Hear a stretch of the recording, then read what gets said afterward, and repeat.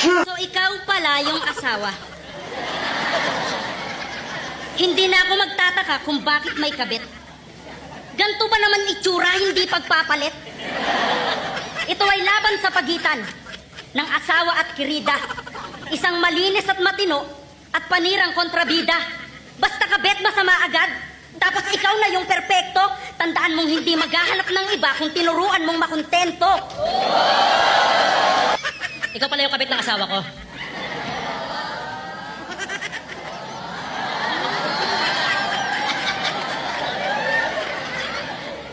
Ang pangit mo.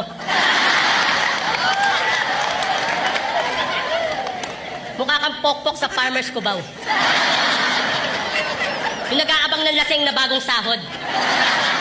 Ikaw yung babaeng nilalako ng babaeng bungal na mukhang parot.